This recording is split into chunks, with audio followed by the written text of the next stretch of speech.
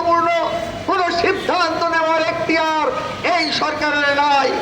অথচ আমরা দেখলাম এই সরকার বাংলাদেশের অর্থনীতির লাইফলাইন ওই চট্টগ্রাম বন্দর সেটা বিদেশি কোম্পানিকে ইজারা দেওয়ার জন্য পায়তারা করছে। শোনা যাচ্ছে তারা ঘোষণা করেছে আগামী ডিসেম্বরে তারা ওই বন্দর বিদেশি কোম্পানির কাছে হস্তান্তর করবে। একটা আওয়াজ তুলেছিল ওই মার্কিন যুক্তরাষ্ট্রের স্বার্থে মায়ানমারে তারা মানবিক করিডোর প্রদান করবে। জনমতের চাপে এখন তারা সেটা স্থগিত রেখেছে, বাতিল এখনো করে নাই।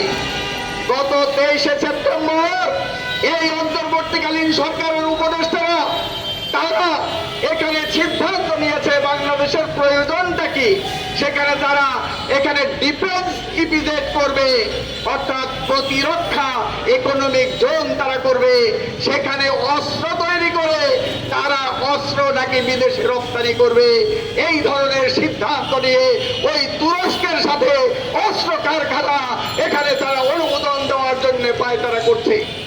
ইতিমধ্যে বাংলাদেশের আকাশ নিরাপত্তা সেটা ওই মার্কিন কোম্পানি স্টারলিংকের হাতে ছেড়ে দিয়েছে, যাতে করে আমাদের দেশের স্বাধীনতা, সার্বভৌমত্ব এবং নিরাপত্তা মারাত্মক হুমকির মুখে পড়বে।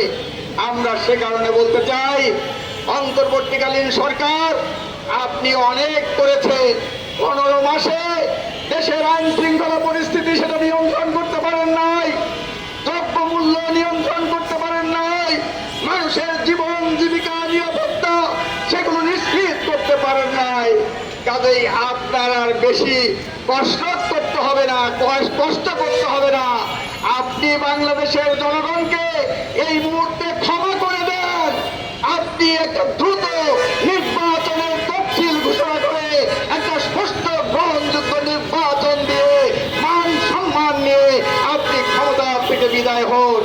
সংগ্রামী বন্ধুগণ, আপনারা জানেন আইন শৃঙ্খলা পরিস্থিতির অবনতি, একটা স্বাধীনতা বিরোধী শক্তি সহ কতিপয় উগ্র সাম্প্রদায়িক শক্তি বাংলাদেশের অন্তর্বর্তীকালীন সরকার যে নির্বাচনের তারিখের কথা, সময়সীমার কথা ঘোষণা করেছে, সেই নির্বাচন বানচাল করার জন্য একটা সুগভীর চক্রান্ত করছে।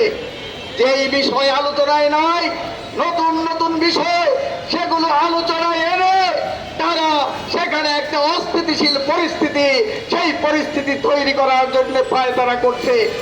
এখানে আমরা বলতে চাই, ওই যে সংস্কারের নামে, ঐক্যমতের নামে, সনদের নামে একটা জুলাই সনদ, এটা রাজনৈতিক দলের একটা সমঝোতার দলিল। কাজেই এইটার সাথে সংবিধানের তুলনা হতে পারে না। বাংলাদেশের যে সংবিধান, সেই সংবিধানে গণভোটের কোনো বিধান নাই। কাজে এখন গণভোট নিয়ে বিতর্ক চলছে, বাহাত চলছে। এক দল বলছে আগে গণভোট দিতে হবে, আরেক দল বলছে নির্বাচনের একই দিনে গণভোট দিতে হবে। আমরা স্পষ্ট করে বলতে চাই, বাংলাদেশের যে সংবিধান দ্বারা বাংলাদেশ পরিচালিত হয়, সেই সংবিধানে গণভোটের কোনো বিধান নয়। কাজেই বাংলাদেশে গণভোট অপ্রয়োজনীয়, গণভোটের দরকার নয়। জাতীয় সংসদের নির্বাচন দিতে হবে সর্বাগ্রে।